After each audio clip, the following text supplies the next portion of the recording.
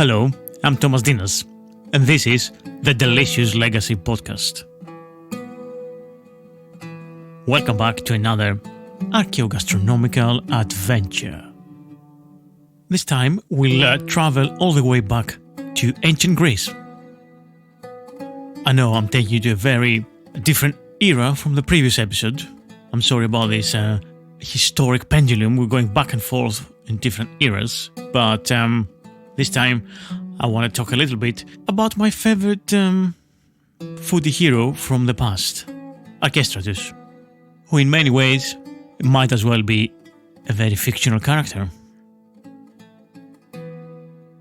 All the way back to Season 1, Episode 11, back in 2020, so almost 3 years ago now, I did made a rather imaginative account of his life based on the very few fragments that we have surviving of his work and generally constructing the life in ancient Mediterranean around the year 320 BCE. Of course, some of that might be true, some of it might not be true, but it's always rather interesting trying to figure out the character of a person who lived so far in the past and the very few surviving fragments of his work that we have in our possession today. Of course, I'm going to concentrate in Archestratus' Life of Luxury, which is a unique poem written in the 4th century BCE, supposedly from Archestratus of Gela, a Greek colony in the island of Sicily. And on this episode, I want to talk about the surviving fragments that we have, mostly from Dipnos of Phiste, Athenaeus' collection of philosophers at dinner, which is another very interesting bit from the ancient world about food, which we're definitely going to explore in future episodes. So Athenaeus' work, Philosophers at Dinner, was composed much later. It was composed around AD 200. But clearly it seems to be a document, a poem, or a work that has been really valued by Athenaeus, since it has been quoted many times in the books. Of course, it's not surprising that we don't have anything else surviving from Archestratus. So much of the literature of the ancient world has been lost, especially if you think even the famous poet Sappho, her work is almost lost in its entirety. We only know very few things about Sappho's work. Very few fragments survive to this day. So imagine a work like Archestratus. It was not considered as high literature back then. How much more difficult it is to have surviving fragments from. So on today's episode, I would like to give you the English translations of these fragments as appear in the translation from John Wilkins and Sean Hill from Prospect Books. And think about you can actually see each fragment as a recipe and what that tells us about Archestratus and about cooking in ancient Greece and also in modern Greece too. Mainly we'll see that the fragments concern commentary on fish and fish cooking, but there are others about wine and about bread and very few about meat. And it might seem like there might be two contradictory paths here. One that tells us that fish was significant for ancient Greeks and therefore it was more important to talk about fish and how you cook fish. But also the other is that fish was very expensive and a luxury food, and hence it was in the epic poem called Life of Luxury, or Hydipathia in Greek. And that's why he's concentrating on talking about fish in this poem. Fish and seafood, of course. It's rather very interesting piece of work to try and analyze and find out for ourselves the way we want to see it. What are we trying to see here? Something, product of luxury, and yet to get the best of it, you have to cook it simply, or something that more everyday citizens ate. Of course, it's not that simple because we know a lot more about ancient Greek life, and we do know from evidence, archaeological and literature evidence too, how the people in ancient Mediterranean lived and how stratified in different classes the society was, we know that women lived in a status below men, and you had slaves, and there was big populations of slaves in ancient Greece. So not everybody had access to the best of foods, obviously. Even so, at some point around the 4th century BCE, Mediterranean was a giant lake in a sense. Everybody was traveling, and commerce around the different civilizations was high. So there were people and families who were prosperous. There were citizens that they were able to have wealth and show off their wealth through food in many different ways. Okay, so let's start with fragment number 1 from Athenaeus 4e. Archestratus of Syracuse or Gela wrote a work called by Chrysippus Gastronomia, and by Linnaeus and Callimachus The Life of Luxury, by Clearchus An Account of Dining, by others The Art of Good Cooking, an epic poem whose first line is I offer an exhibition of my investigations to the whole of Greece. This line does nothing to help us define Archestratus. Was he from Syracuse or he was from Gela? He was definitely from Sicily, which is at least a start. And what was his book called? We have so many different possible titles here. Fascinating already. And yeah, we do see the scale of the ambition of the work.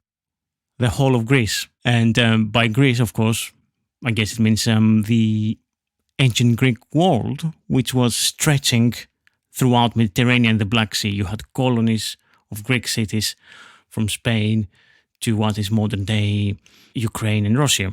Cities dotted all across the northern coast of Turkey in the Black Sea and all across the Mediterranean, the Aegean Sea in the modern day Turkey. And of course modern Greece and all of the southern Italy and Sicily. There were many, many, many Greek cities and France and so on. Fragment 2. This Archestratus, in his love for pleasures, travelled over every land and sea with precision, in a desire, as it seems to me, to review with care the things of the belly, and imitating the writers of geographical descriptions and voyages. His desire is to set forth everything precisely, wherever the best to eat and the best to drink are to be found. Clearly here we see the motivation of Archestratus, in the words of Athenaeus, as being pleasure and finding the best things to eat from all over the place, from all over the world, and tell us in detail what's what. A very noble cause, in my opinion, and something that clearly has a resonance in our day and age with all these travel and food programs that we see on TV so often. And of course the books as well. Fragment 3. Athenaeus 457c. In Book 1 of his work on Proverbs, Clearchus writes, The teasing out of riddles is not alien to philosophy, and the ancients displayed their educational training by means of them. In putting forward a riddle among the drinkers, they were not like modern people who ask which form of sex is most pleasurable, or which or what kind of fish is sweetest, or which is most in season, or which is particularly eaten after Arcturus rises or the Pleiades or the Dog Star. In addition to this, they offer a prize for the winner's kisses, which are hateful to men of free birth and sensibility, and as punishments for the losers they stipulate the drinking of unmixed wine, which they drink more readily than the cup of health. In short, this is what you would expect of a man who was at home with the writings of Philesianus and Archestratus, and who was keen on the so-called gastrologies. So it is worth mentioning here that by talking about Arcturus and Pleiades, we're talking about the constellations. So when these constellations were visible, I guess from the Mediterranean in the northern hemisphere. So Arcturus, I guess that would be either the Ursa Major or the main star in the constellation of Bootes. So that would be visible generally in April, mid-spring, something like that. And then with Pleiades, that's the Greek pronunciation of the constellation of Pleiades, which should be in the most visible in autumn, so early autumn. So I guess that's when the fish were more fat and plentiful, like early spring or early autumn. So it seems like Archestratus was given as an example of somebody who's writing about all these pleasures and about finding all these details, where to find the best fish and what time, what's the best season to eat it or fish it, and so on and so on. And all these seem to be works of lower interest rather than philosophical and higher intellectually worthy causes.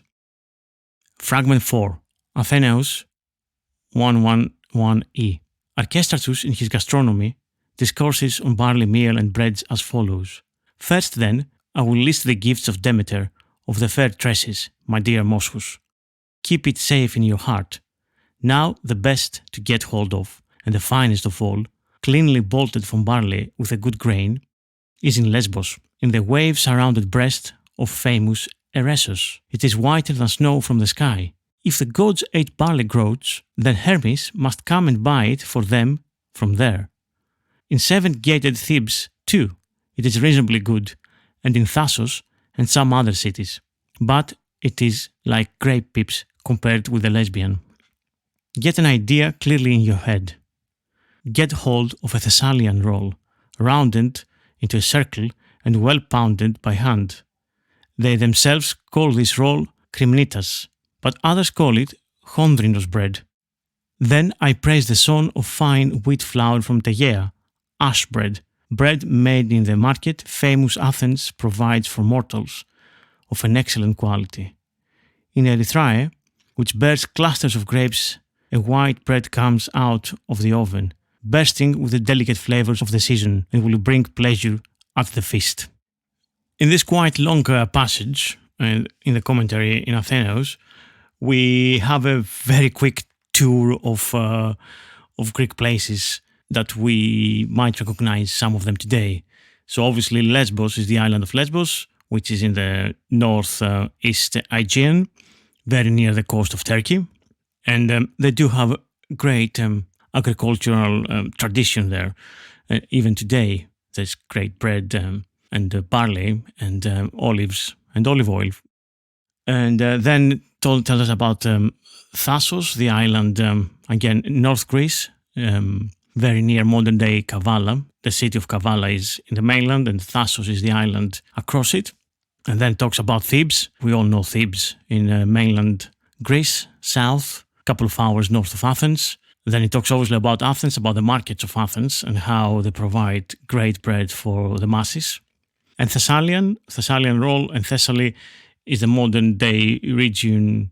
The modern-day Thessaly region is in central Greece, where you have great valleys with agricultural products, especially wheat. So again, bread-making basket of mainland Greece in a sense. And yeah, it tells us all about the famous breads these regions have and how they call them and so on. And the breads krymnitas and chondrinos derive from the terms for coarsely milled barley.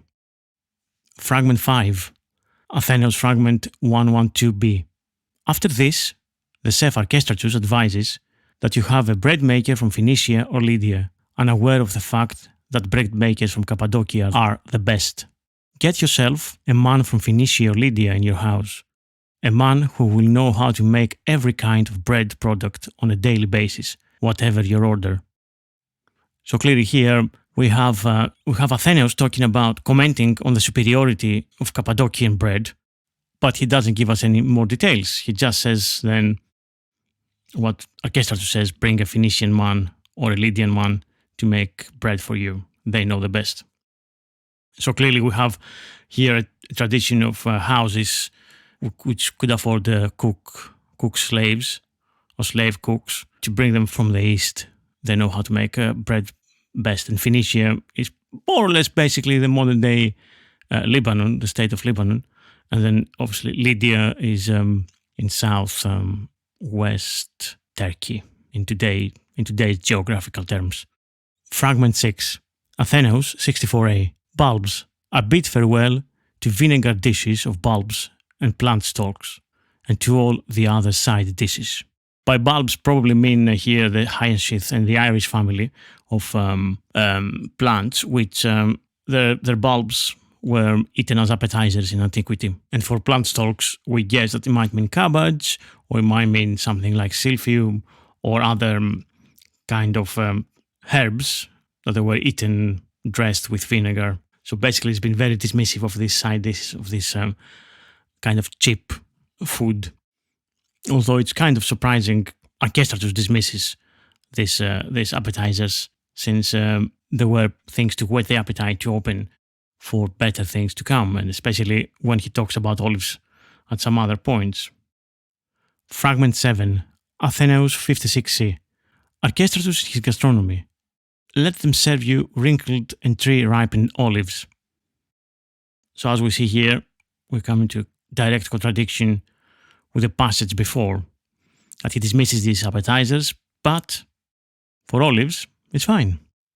And Athenaeus goes on this passage to quote lots of different olive preparations and different olives.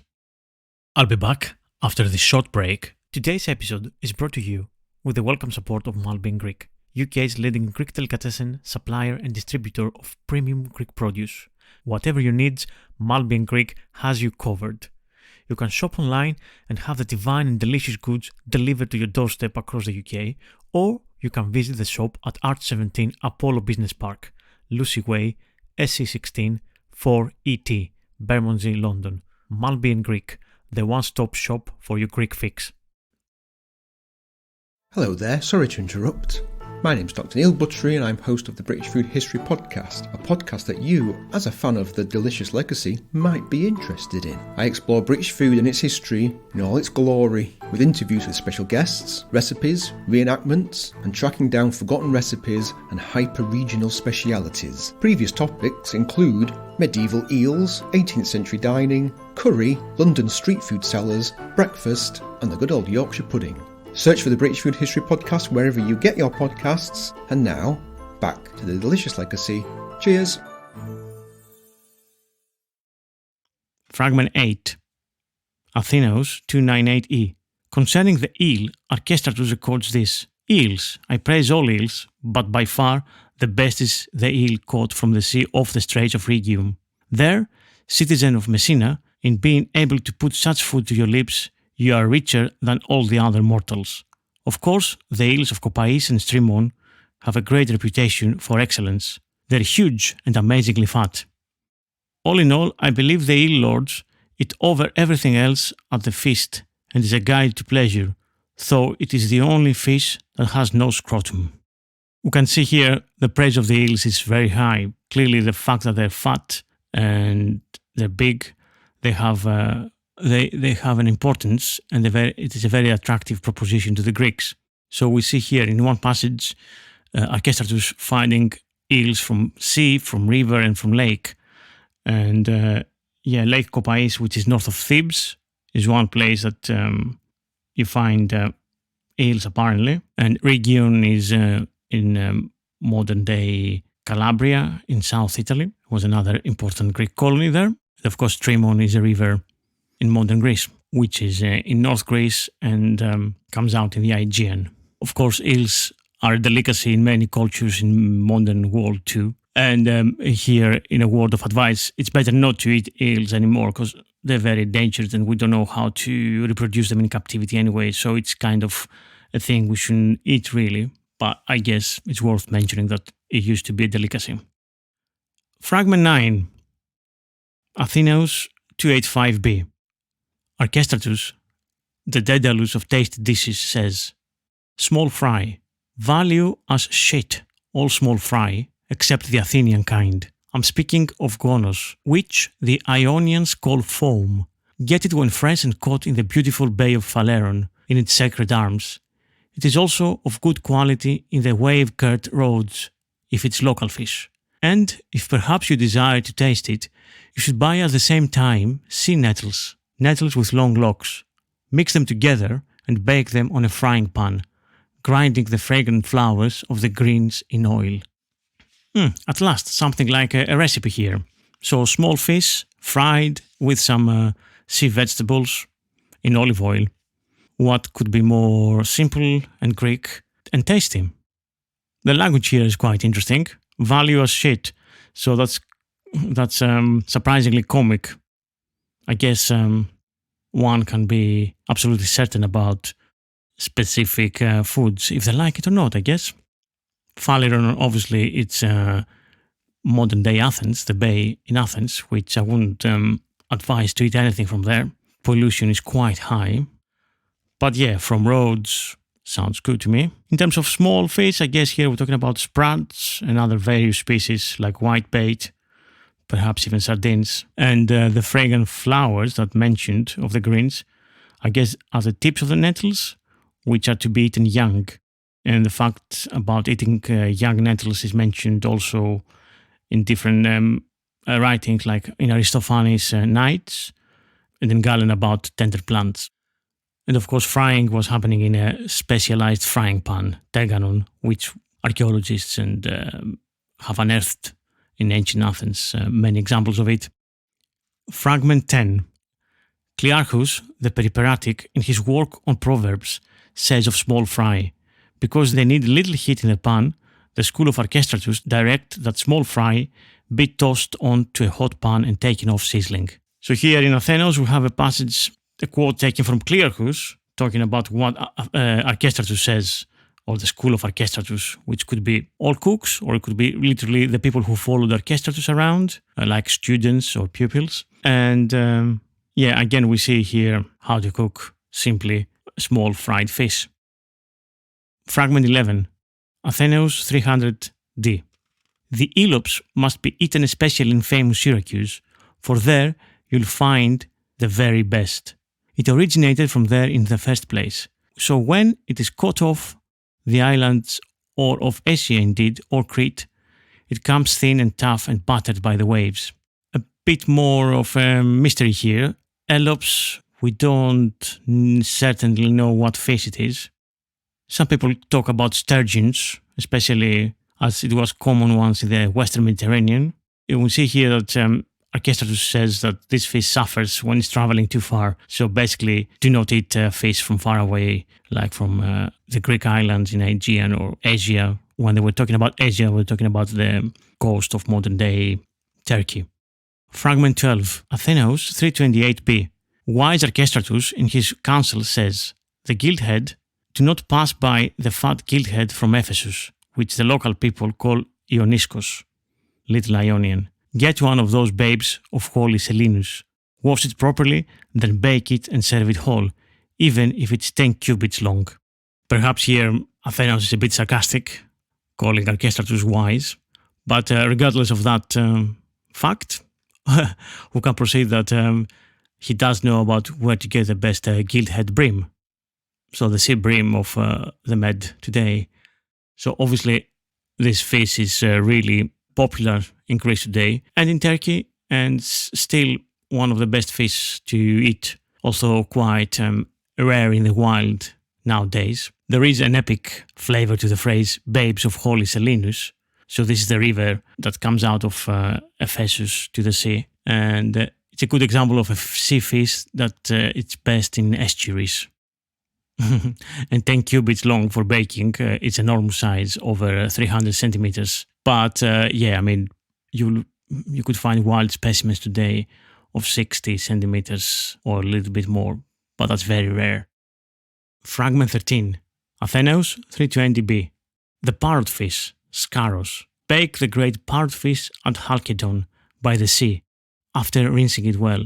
You will also see a good and large one in Byzantium, carrying a body resembling a circling shield. Prepare it whole as follows. Cover completely with cheese and oil and hang it in a hot oven. Then bake well. Sprinkle with salt, mix with cumin and yellow-grey oil, pouring down from your hand the God-given stream.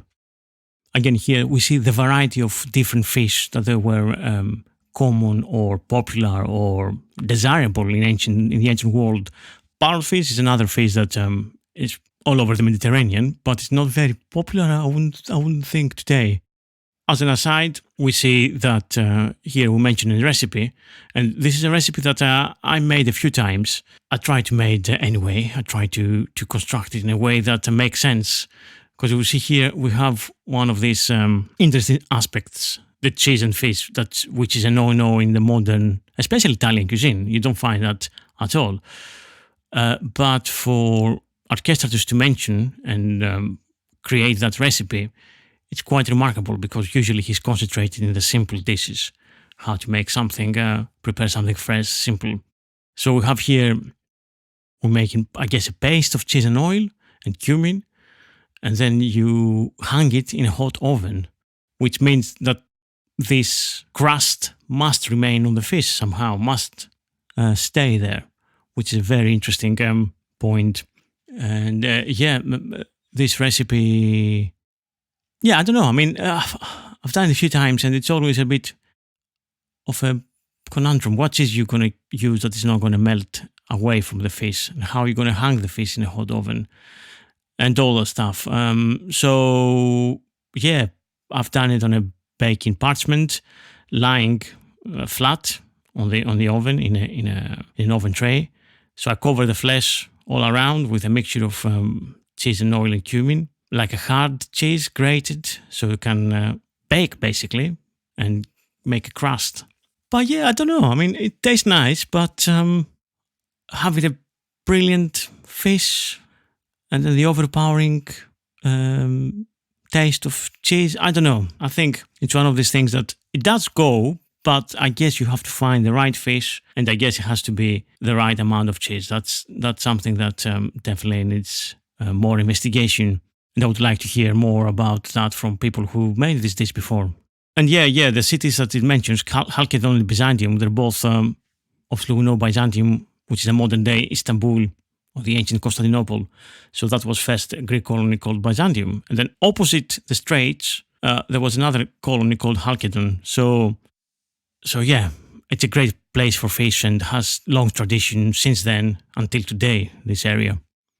On my Patreon page, by the way, I'll put notes with all the name places that are mentioned here, so you can see where these different places are in modern geographical terms. I guess using parrotfish for this recipe, which is a ruminant fish, maybe suits it. Maybe it's not a delicate fish at all. Maybe it has a really strong taste and it will work with cheese. So it's not delicate. I guess it's not a delicate fish. And yeah, maybe that's why Archestratus uses cheese and hangs it in the oven, and then the cheese kind of drips away and melts and counter effects the dryness. It will cook, but it won't be dry. Maybe that's another way to do it. Fragment 14. Athenaeus 316a. Onos, donkeyfish. And Anthedon nurtures a good-sized donkeyfish, which they call calarias, but its flesh has a certain spongy quality, and in other respects is unpleasant in my opinion. Others, though, praise it.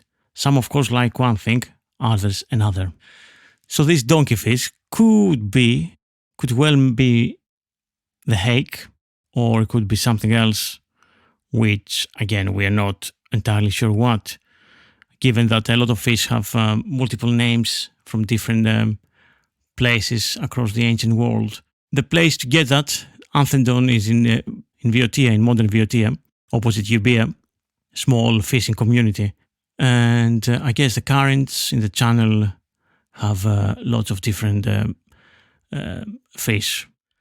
And Archestratus describes the flesh as spongy. So in here, he kind of admits that he probably doesn't like it. It's not to his taste. Although there are others, of course, that they think it's great. So he kind of gives us this ambiguity of food that we get in with many ingredients today, that people think something is great or horrible, like Marmite or Stilton or durian. So yeah, again, that's something that we still see today, and we can all relate in a way, in one way or another. Fragment 15. Athenaeus 305e. But if you go to the rich land of Ambracia and happen to see the boarfish, buy it and don't leave it behind, even if it costs its weight in gold. For fear the dread wrath of the gods shall blast down upon you. For This fish is the flower of the nectar. It is not allowed to all mortals to eat it or even to see it with their eyes. Only those who hold it in their hands, the pleated weave of the Mars-nurtured robe, and are experienced in throwing pebbles in fiery competition and tossing in ship bones. Ambracia is in the western part of modern Greece, and the boarfish is a grunting fish of the river Achelous, according to Aristotle and Aelian. So Archestratus places the fish at Ambracia, which is, as we said, in western Greece, and has really beautiful fish and seafood tradition there. At the time of the Roman Empire, the city was really prosperous, especially in fish. What we see here is big importance of this fish, worth its weight in gold, and it's not many mortals have the chance to see it, let alone eat it, which is interesting. So yeah, who knows what this fish is? It could be some mullet or some sea perch or a grey fish like grey mullet. Who knows? The ending is very interesting as well about throwing pebbles and tossing ship bones. Who knows? Maybe that was a fishing technique.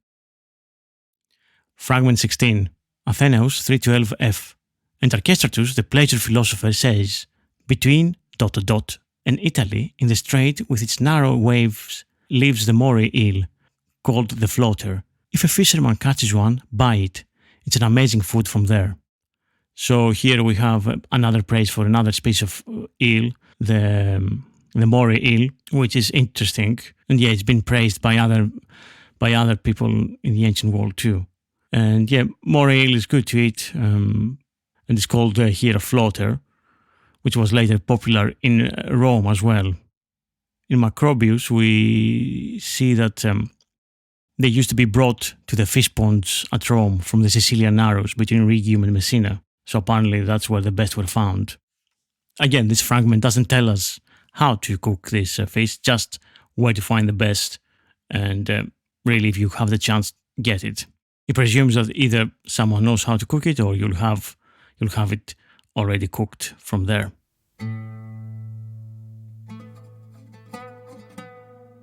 Okay, I will leave you here for the first part of our Archestratus Life of Luxury. I'll catch you up soon for more ancient, tantalizing fragments of gastronomy. Thanks for listening. I've been Thomas Dinas, and this was the Delicious Legacy Podcast. Remember, this podcast can only happen with your generous support. So please, please, please go to Patreon and support this podcast from $3 per month, which is less than coffee. And especially considering that each episode takes about 3 days to do from start to finish, and then all the research going on each episode and so on. So yeah, thank you and have a lovely time till next week. Bye.